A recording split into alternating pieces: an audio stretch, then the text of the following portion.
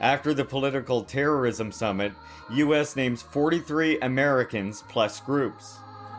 And I've seen a lot of people talking about this, of course, rightfully so.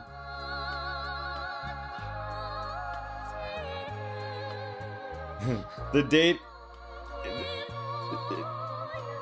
is different in the yeah, no, it's just, you know, it's a work in progress, okay? Don't worry about the date.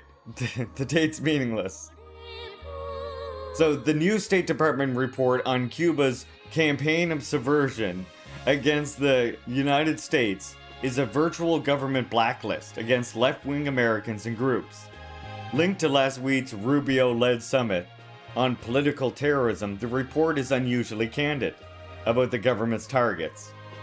Many of the most significant upheavals in recent American political history, from George Floyd riots to the rise of Antifa, to the explosion of pro-terrorist activism on American colleges' campuses, can be linked, in some way, shape, or form, to Cuban influence, the report says.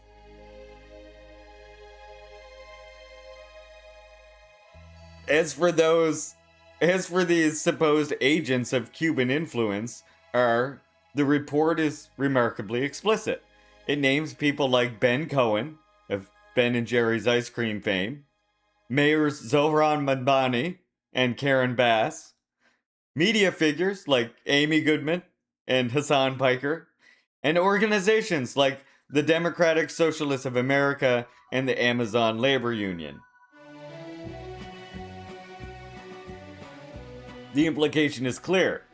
Secretary of State Marco Rubio thinks there should be a modern-day blacklist of the political left in America. In fact, the report explicitly mentions the blacklist, McCarthy-era investigations, and persecutions of the 1950s, and their effectiveness at dismembering the Communist Party, USA. The 100-page report titled Cuba, the Capital of 21st Century Communism, was released this morning. But virtually all the summit could do to substantiate the supposed scourge of political terrorism was to focus on groups that are almost comically dated, like the 1970s Symbionese Liberation Army or the Weather Underground. The summit was vague about what are the equivalent groups today.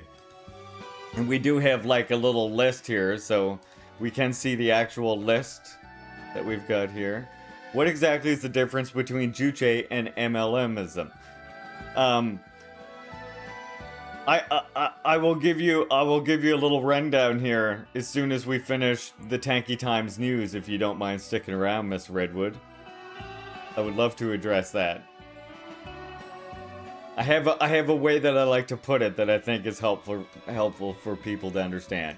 But first we'll finish the news first, and then I won't forget. And remind me if I do.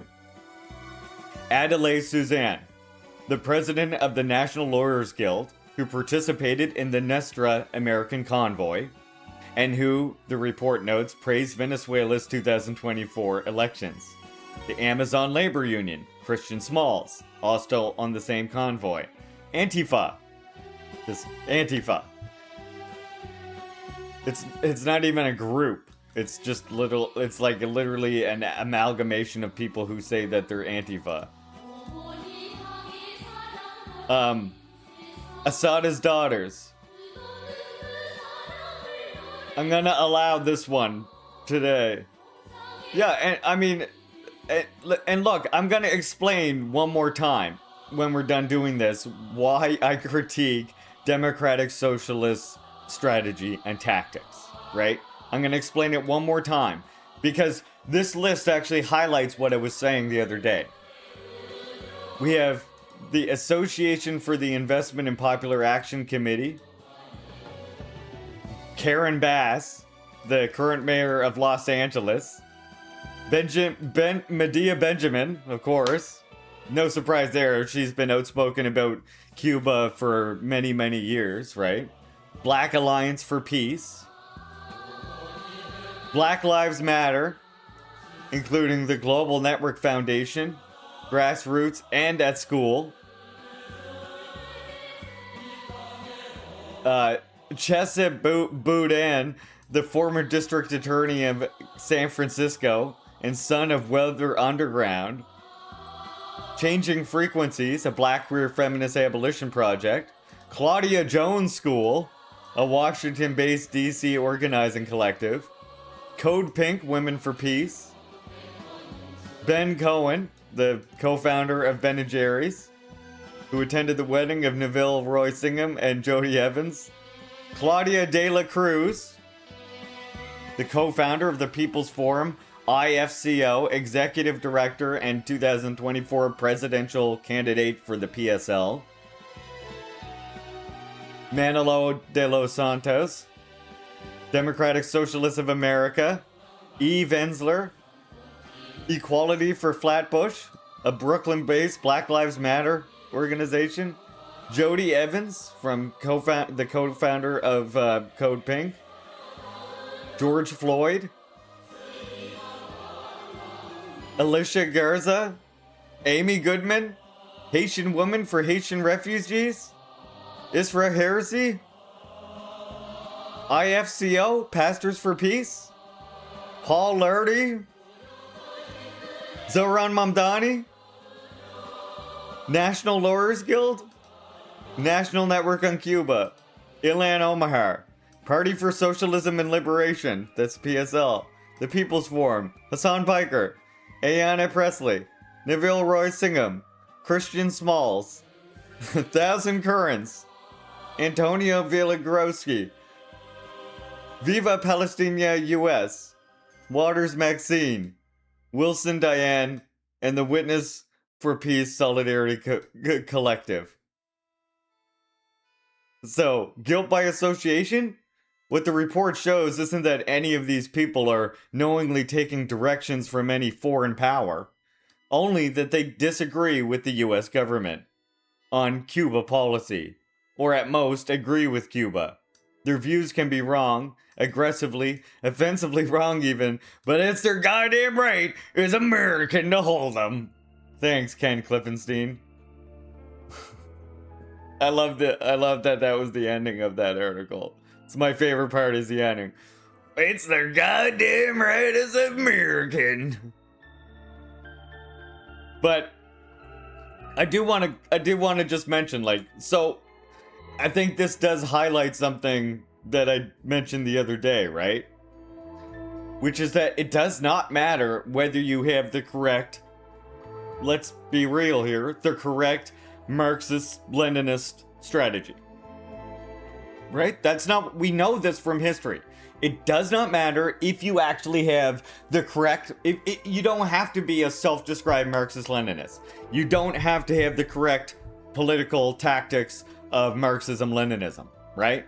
You don't have to be any of those things for you to be lumped into that blacklist alongside the Marxist-Leninists, like Claudia de la Cruz or PSL. Right? That's the thing that you have to realize.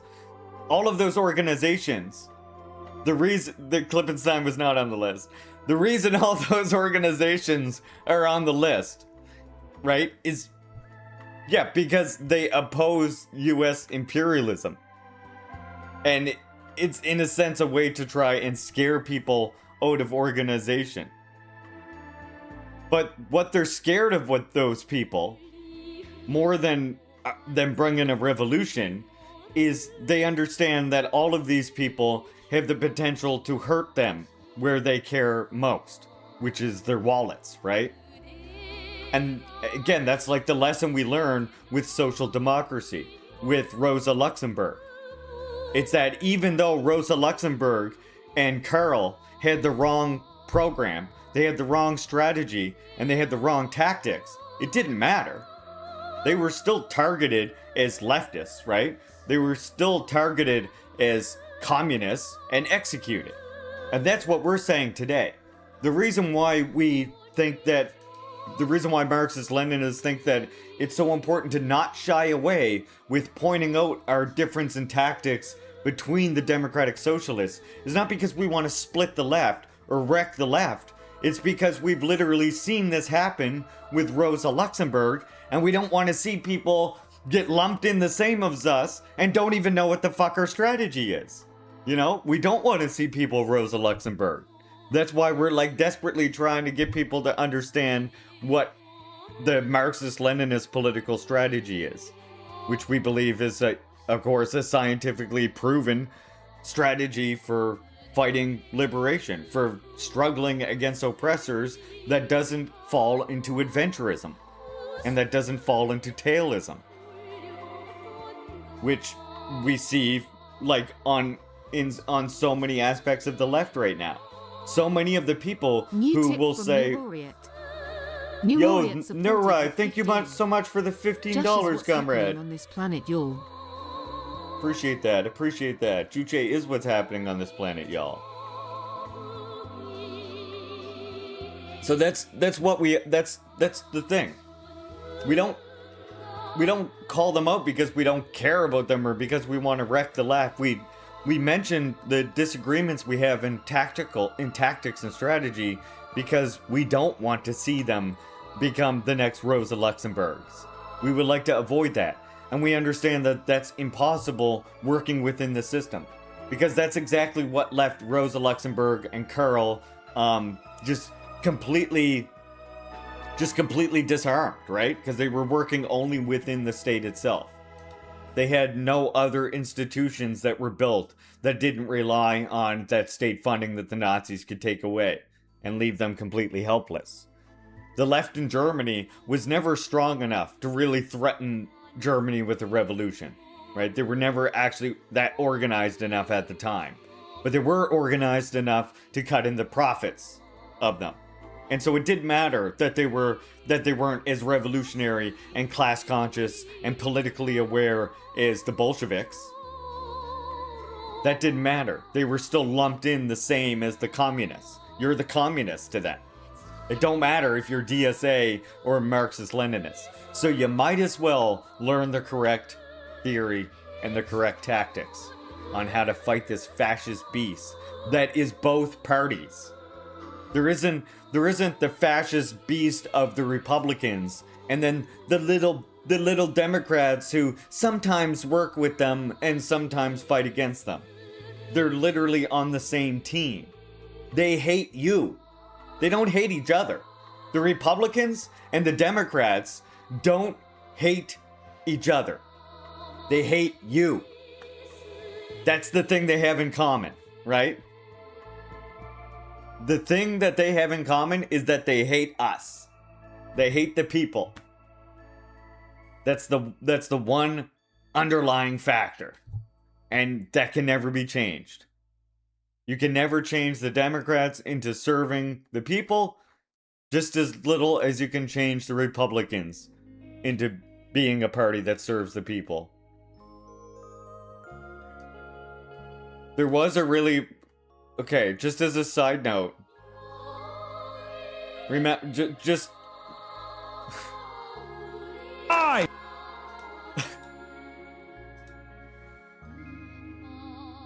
again, this talk. In fact, we have a message. We are coming. We are unbossed. We're unbought. We're unbound. And we will become undeniable. Thank you.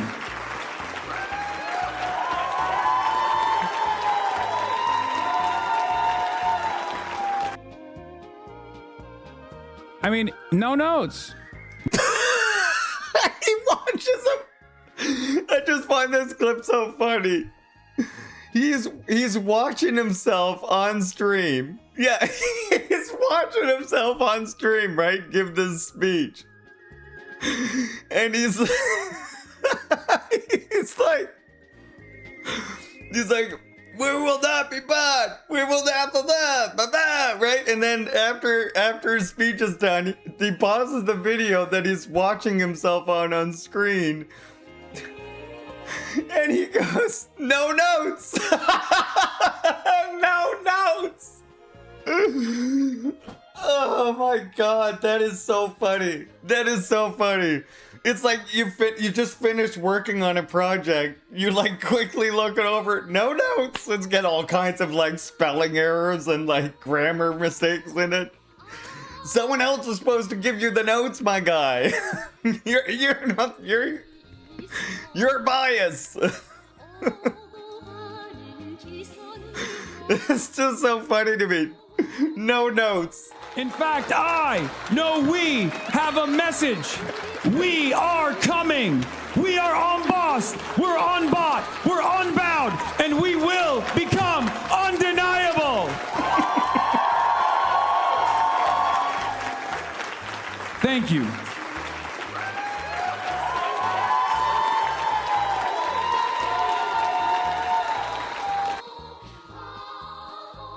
I mean, no notes. No notes. I think it's great. I think it's a great fucking speech. I will say, especially the end of it, the second half of it, like, I get really fired up. I don't know what this would be considered. I don't know how this could be considered Hitlerian in any way, shape, or form. Love the speech, but not gonna lie, you sounded like Dwight Schrute when he gave that dictator speech. You sound like Dwight Schrute when he gave that dictator speech. Guys, I don't know if you know this.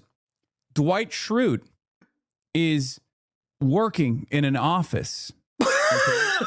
I am giving a political speech at a political event about politics. About politics. I'm not like a working at Scranton, Pennsylvania at a paper plant. Okay? I'm giving a fucking political speech. Why is he getting so mad at this? Hold on, I gotta see this. Why is he getting so mad at this?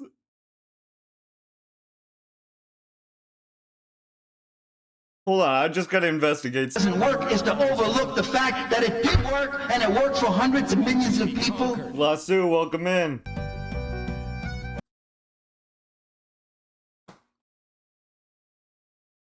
I'll leave you to come to your own conclusions about all of that. I'll leave it at that. No notes. No notes, I'll say. That's what I'll say about all that. What the fuck was that? No notes, Lasso. No notes.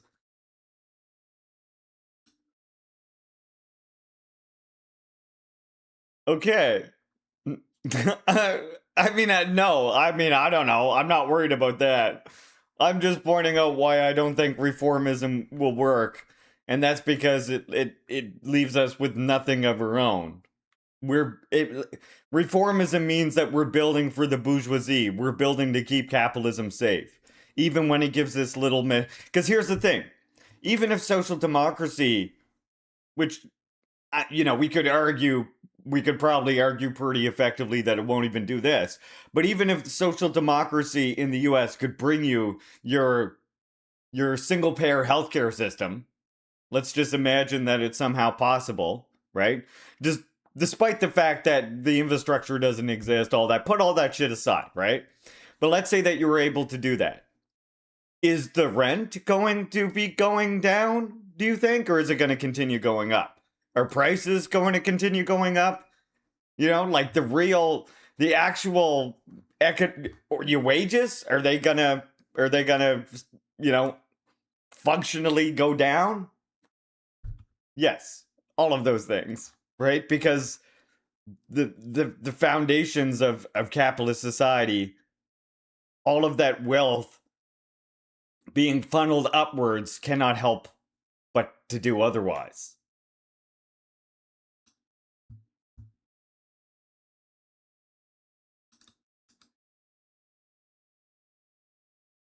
The DSA could help fight against all the anti-trans legislation that has been passed in the last few years. Well, if they do that, look, I mean, I don't know what that comment. Okay, I wish them luck with that. You know what I mean? Like, I understand we're not all gonna be Marxist-Leninists. That's okay. That's fine. I like it. How is that diametrically opposed to anything I've said? You know what I mean? Like, I don't understand the comment, really. I guess at the end of the day,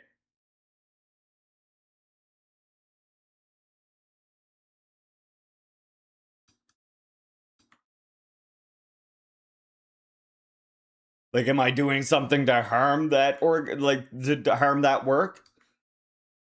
You know what I mean? I mean, but this is the thing. It's not a silver lining. This is what we already know. This we already know that it's not a silver lining. That's the problem. Because what happens is we have had protections passed before under capitalism, and where have they gone? You don't think that when the bourgeoisie gets even more urgent, the crises of capitalism get even deeper, that they won't react with even sharper violence? And that whatever gains are made tomorrow by DSA won't be stripped back like 1,000 times worse the next time? That's what I'm saying that we have to understand. Like, it's all well and good, and I wish them luck, but we have to understand that conditions continue to get worse. As long as the bourgeoisie are in control of the society, they are only going to going to allow concessions so long as they have the means to allow those concessions. Otherwise, they'll resort to the violence to keep their profits safe. And then on top of that, even if those protections are passed, if there's nothing there to materially protect them, what good is these protections on paper going to do? What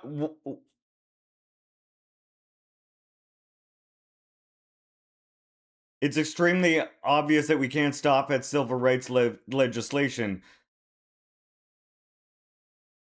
but I understand that, and I'm saying good luck to them. But what I'm asking you is then what is the plan for the next 5 years? What is the plan for the year after that when that can be rolled back? That's what I'm asking you.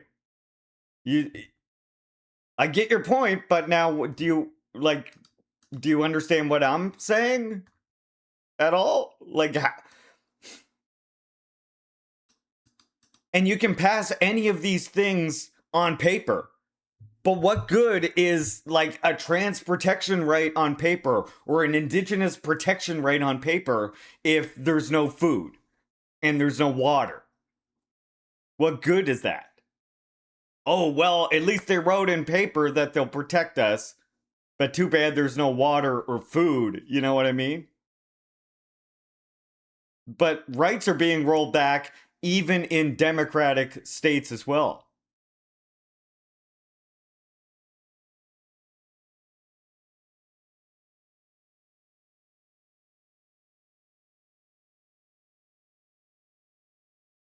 The only way I want immediate action in long haul praxis. Well, what I'll say is relying on the state is the wrong way to do that.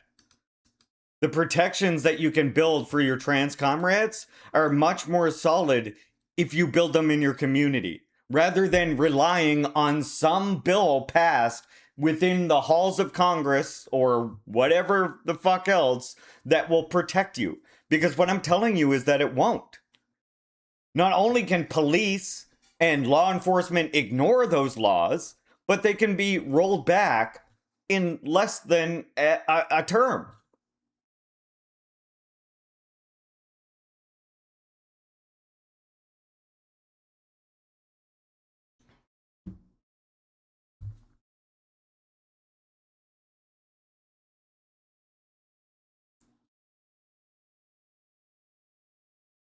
Many blue states are havens for abortion care right now.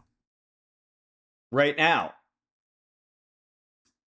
But that can be changed. Though they're subject to, again, those places are all subject to laws and the change of laws.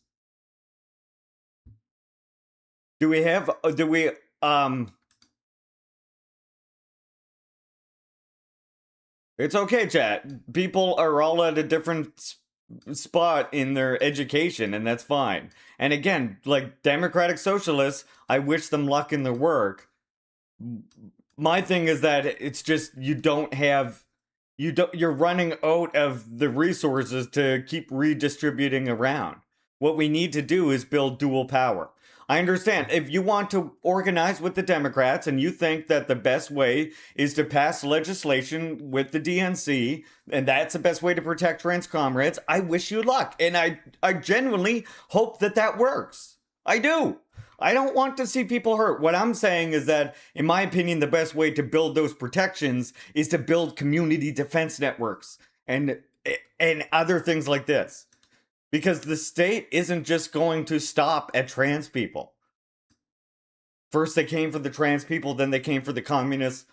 Who the hell knows who is next? You know what I'm saying? Like, that you can't rely on the state. If, and we don't even know if this is possible, if it is possible that DSA is going to roll back any of this anti-trans legislation or materially roll back any of the anti-trans violence that is happening in society, well, they've got years before they're even able to start doing it. You can go into your communities and start building institutions and pooling resources together with people that can, that can protect people now. You can engage in community defense. Like, that's what Black Panthers have done. There is legal ways to do this. Even with things the way they are right now.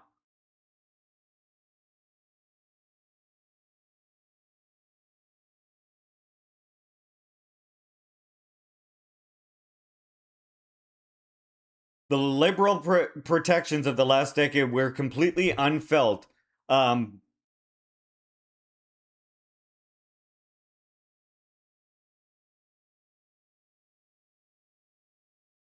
many-pronged approach should be pursued. Okay, so I'm letting DSA members do what they want to do. I don't understand this, right? I'm trying to educate people on Marxism-Leninism, and someone comes in and, you're not am I not letting DSA members chew their bubblegum? Like, I don't understand that. I'm other people. I'm giving you the alternative politics. Why is that offending you and making you think that I'm somehow... This is what I'm saying. This is what I was actually talking about yesterday. As soon as you make a critique of DSA strategy or tactics, or say, hey, I don't agree with this tactic of the DSA, somebody says, oh, you're not letting them do their thing. I'm letting them do their thing. You tell me what is wrong with our tactic. Because it's not that we're not chewing bubblegum. DSA is over there chewing the bubblegum. We're over here walking on the sidewalk or whatever else, right? We're both doing our thing. Are we not allowed to point out what we think is tactically incorrect about each other's strategy, or are we just not allowed to talk about that? I don't understand that. Are we children or something? Is that somehow harming the DSA? You know?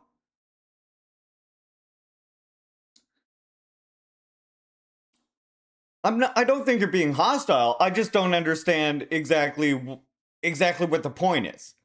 Like, I don't understand the saying, we can chew bubblegum and walk at the same time. The DSA, trust me, they're doing a lot of bubblegum chewing. Right? So then I'm over here walking. So you know what I mean? Your statement, therefore, it makes no sense. I'm giving you the alternative. I'm giving you that perspective. I'm not saying that all DSA members should immediately stop everything they're doing or whatever the hell. Let them do that's always going to exist. By the very nature of the way social history is developing, there is going to be social democrats. And in fact, there's going to be more social democrats than Marxist-Leninists. Right? We know that already. Until there's a revolution here, and not just a democratic revolution, but a socialist revolution, the Marxist-Leninists are going to be in the minority. That's just the way it is. We'll be a tiny segment of society. That's why we believe that the vanguard is necessary. Right? I understand and accept that. So what I'm saying is, like, when somebody says to me, we need We need to allow them to chew bubblegum. Well, remember, they vastly outnumber us. They represent a segment of the political spectrum that, in our opinion, is not yet revolutionary consciousness, or sorry, not yet fully revolutionary conscious, and they will never be. Not until we have a revolution. Right? And that's what we have to understand. Complainy, welcome in. And people, I mean, people in the DSA will come up against the limitations of working within the system, within reformism, and they will look for alternative organizations. But what we have to understand is, because we're such a small segment, if we're not very loud and very clear about our positions, like our tactical differences with the democratic socialists, then those people who become disillusioned with democratic socialism won't know the difference between us and them. You know what I mean? And that's very important, because the only other people that are attacking, when we're not attacking, but the only other people who are critical of the democratic socialists are ones who were critical of them for reasons of opposing them on class interests, the bourgeoisie, the right. We're critical of democratic socialists because we want to grow our own movement, find as many conscious revolutionaries as possible, because we understand we will always be in the minority. So we need to encourage as many people who are class conscious as possible, so that we can find leaders of our revolution, people who love the people, who can step forward, who can put Juche down into take Juche from that theoretical pie in the sky language and bring it down to the street boogaloo. Remember? We need to be able to do that. Yeah, and exact socialist gamer. Yeah, you got to let the mass. Of course, we understand the masses have to exhaust the contradictions. But if us Marxist-Leninists who are here class conscious now don't start building whatever institutions we can, as limited as they may be, whether that is political, education institutions, etc., that when they start breaking away, there'll be nothing there. Why wouldn't we start building institutions, and as more come over to our side, they understand that? But in my opinion, like, if you think at the Cuban Revolution, how many Marxist-Leninists were in the Cuban Revolution, comrade? 50. It wasn't until well after they declared that they were building a socialist system that it was other people in Cuba started becoming conscious of Marxism, Leninism, and started becoming real solid communists. And that's what we have to understand. We have to understand that like, DSA is just, they're in a different class conscious position than us. And that's okay. We understand that we might be in a minority as small as a group of 50. But we can make revolution because we understand that our program is correct. We can lead revolution because when things go really, really fast, when months are happening in a day, and the bourgeoisie has stepped up the repression to the maximum degree, that's when supporters from the moral realm of DSA will start coming over to our side. Maybe not becoming members, but becoming supporters of the struggle of the more militant communists, who they have been lumped in with now, who they have been accused of being communists and Marxist-Leninists themselves, you know? No, and nothing I'm saying is against you, Sean. Like, nothing at all. Don't worry. I'm just talking about the difference in, and I always want to make this clear, whenever I'm talking about whether it's anarchism or democratic socialism, it's not against individuals, right?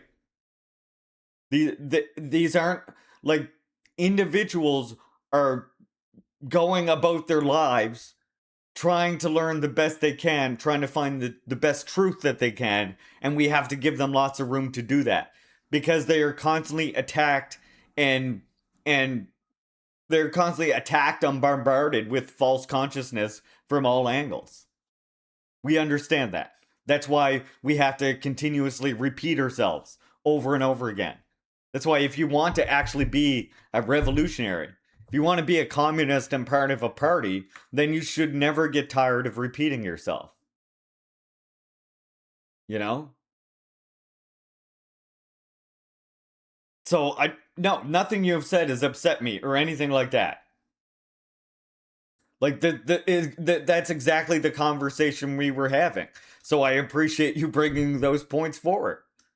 Because it's just a common thing that I hear. So I do hope that I'm very excitable and I'm a loud guy. I know that. So I hope I didn't come across as being aggressive towards you or anything, because I promise you I'm not. That's such a common thing that I hear, and it just demonstrates the point of what it was saying. It's like, we know that we're in the minority. We know that the DSA will outnumber us, and those democratic socialists will outnumber us for a long time. That's just more reason for us to be very clear about where the demarcation is between democratic socialists, between reformists, and between revolutionaries. So that more people because you defaulted, if you think about it this way, you default to anarchism or you default to DSA before you go to Marxism-Leninism. Because USSR and all of these other countries have been demonized your entire life. Right? So that the first places that you end up going are DSA. They are anarchist spaces. So that's why it's actually important for us to talk about those ideological differences. Because so many baby Marxist-Leninists who don't even know what Marxism-Leninism is, who has never thought or heard of any of these ideas before, that's where they are. A lot of them are in those spaces.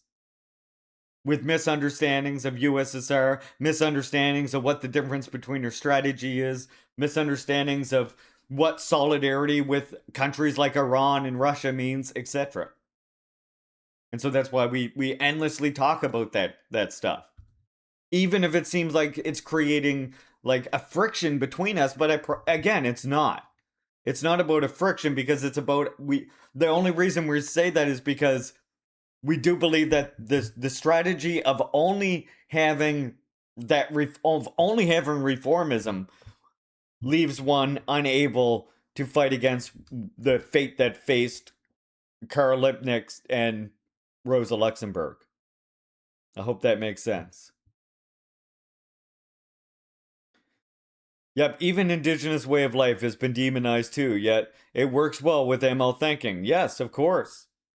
Of course. And that's why, Lasu, I do tell people not to stop at reading Marx, right? In fact, you don't even have to read Marx if we're at the end of the day, if we're being real. If you read Amilcar Cabral, if you read Frantz Fanon, if you read Glenshon Coulthard, then you're getting the Marxist-Leninist education, right? Because it's a system of analysis. It's a tool of understanding. It's not a fucking doctrine written by Marx. At the end of the day, in love with tears in my eyes, just want people to understand where I'm coming from. I have a transpose and trans kids. Trans kids are... I understand. And DS of... Okay. I just don't understand what I'm supposed to... Okay.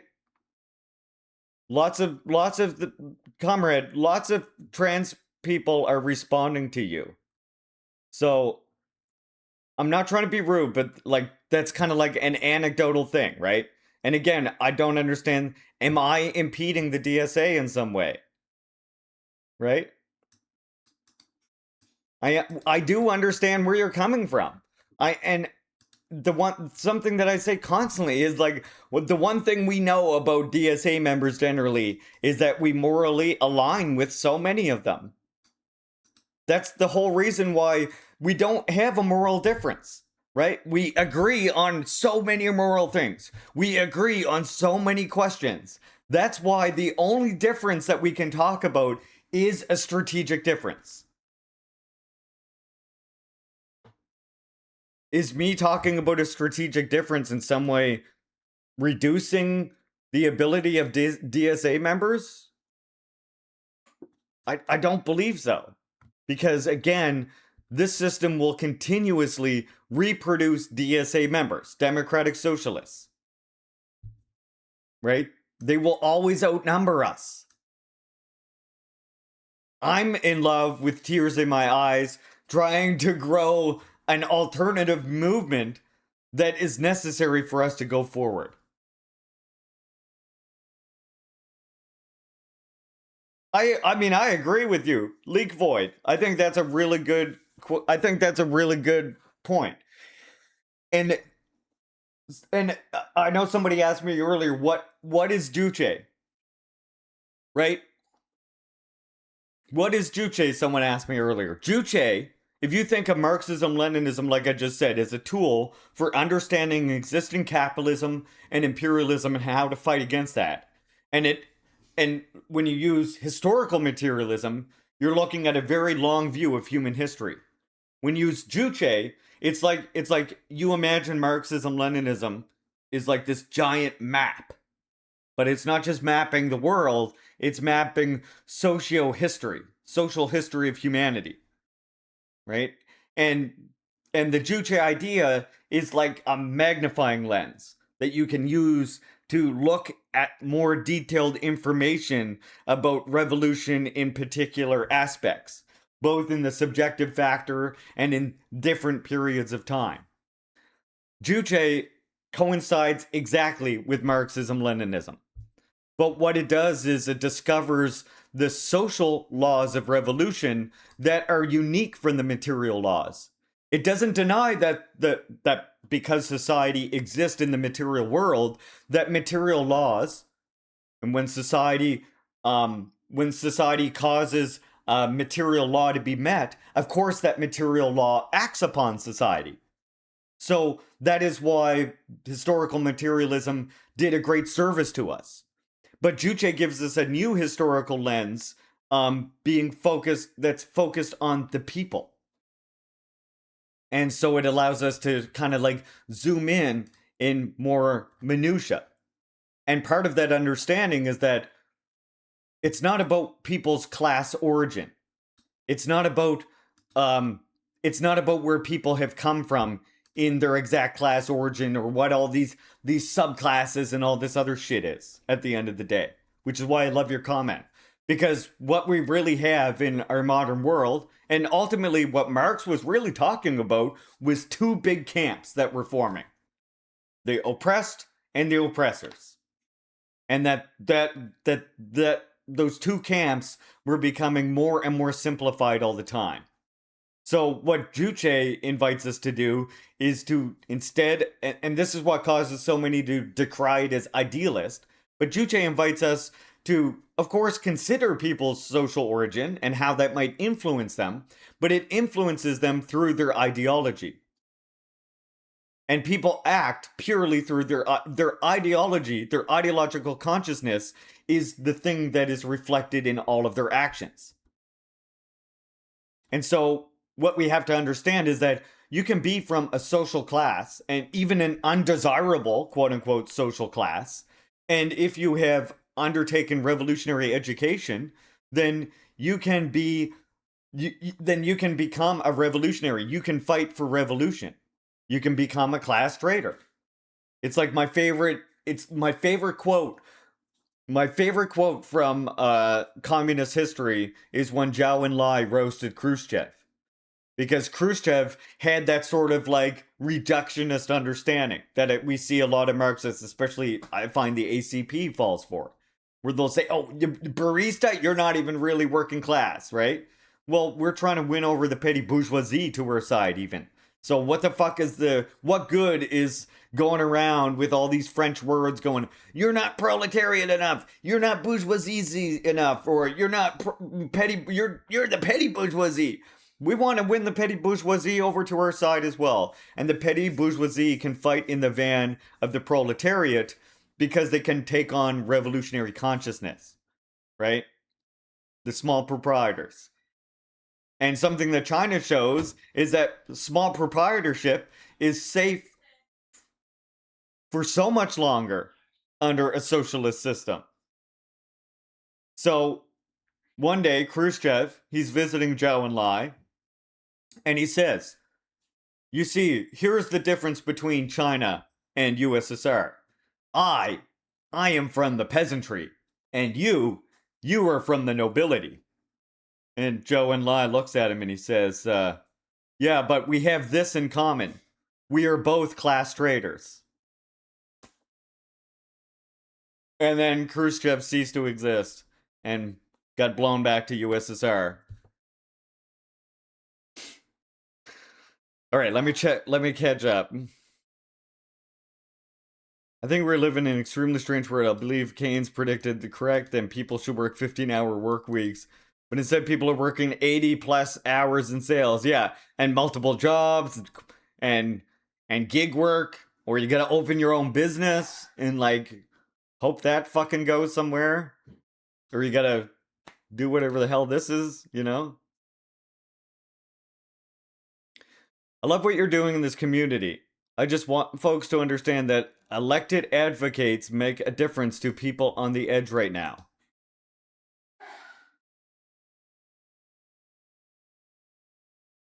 Okay.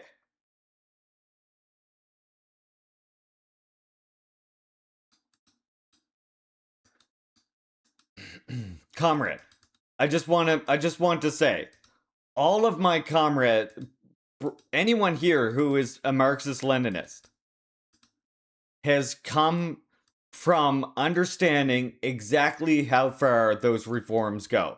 Exactly what type of harm reduction they can do. We already understand that. We do. Which is why many of us are in the position that we're in now. We invite our friends on the left to continue to do whatever harm reduction they think is possible under that. Okay, but what I'm just telling you to understand is that we're also looking at the longer view.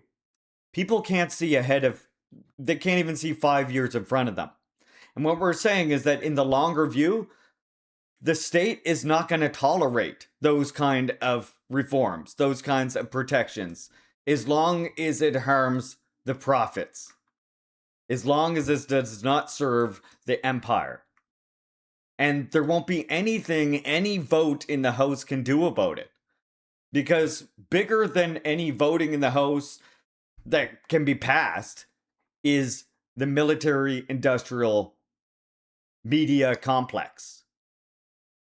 And at any moment, any time, that's willing to step in and step over the authority of whatever democratic bodies exist. Because the US doesn't have a democracy. It has an apartheid system. And again, saying that, like, the reforms bring harm reduction to people and stuff, okay, to some people, but not to Two-Spirit indigenous people who were still facing a genocide under whatever party. So, again, it's still a very subjective thing that you're saying. Understand that everybody here, again, the people, those, like, how do I put this? The people who believe reformism is the way to solve this problem already outnumber us, comrade. Right? That's what I'm saying. So you coming in the community and yelling that reformism works, or that these immediate reforms will help people, I'm just saying, like, we just kind of fundamentally disagree. In a sense. Because what we're saying is that those reforms can be pushed back. And coming in here and, like, telling us that when we are already morally aligned kind of makes no sense. Because, again, the people who don't understand that there's any other way to work in politics, the people who care about trans people, the people who don't want to see people who get hurt, etc., they're always going to be more numerous than the fucking reactionaries, generally speaking. So they're always going to be there trying to vote. But what I'm saying is when that vote threatens the actual power, or actually threatens their profits, then they'll just make that vote illegal. They will just simply ignore the law if they have to. And that is what the military industrial complex is there to do. I do understand your concerns, and I'm just reminding you that we morally align. But the reason I focus on what I do is because it's literally the politics that the people in the US don't know about. It's what they don't know about. Everybody in the US that's got a good heart, that cares about people, is already thinking the exact same way that you are. That's what I'm trying to get you to understand.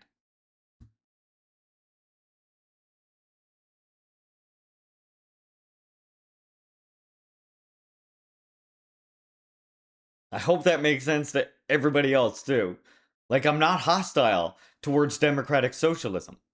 But you have to understand that the revolutionary strategy that we're espousing here is the thing that nobody knows about here. Just look at Gabriel Rockhill writing this book. This book is like the first time when that type of Western compatible leftism is being called out. And the responses of it are people who have no solidarity with Russia's struggle against NATO imperialism, which is intrinsically linked to our struggle against imperialism here. I mean, many of our friends are, Besquet, you cannot help that, right? Like, again, we're such a minority in the imperial core, and even in countries that were on the precipice of revolution, Marxist-Leninists tend to be the minority in that situation as well. So, like, a space like this, where there's like 100 people in here listening to Marxist-Leninist politics, is kind of rare. But now go into a space. Let's go on Twitch right now and go look at how many streamers are on the left that are talking about DSA politics and reformism. And what do we got? 30,000 on Hassan's stream, and 5,000 on Mike's stream, couple hundred on some other stream. How many thousands watching Minority Report? Do you understand what I'm saying? Like, you got to look at the proportional difference here. It's if anything, we should be going into all of those democratic socialist spaces and yelling about our politics, because nobody knows about Marxist-Leninist politics in the United States. And if they think they do, it tends to be the unfortunately, Western leftist, Western Marxist kind. Right?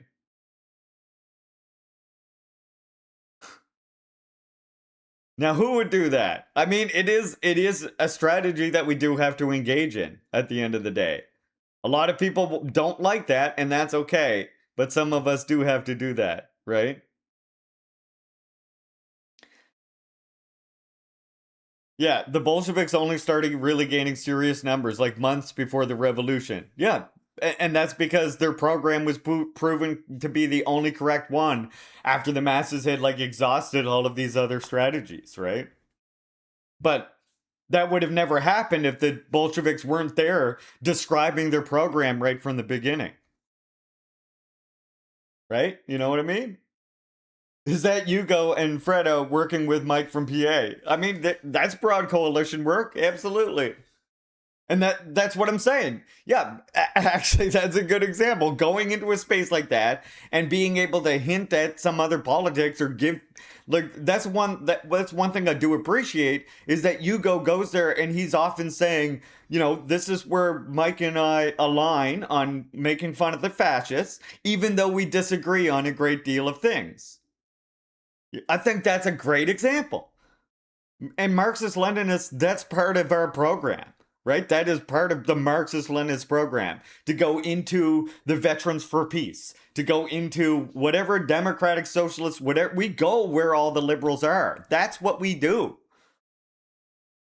But we need more. We need to encourage more people to join so that we can keep doing that. We can keep going amongst them and getting them over to our side. Because the more people that we can convince into our alternative form of organization, the more we can build institutions that will be necessary when the bourgeoisie has ran out of patience for reformism.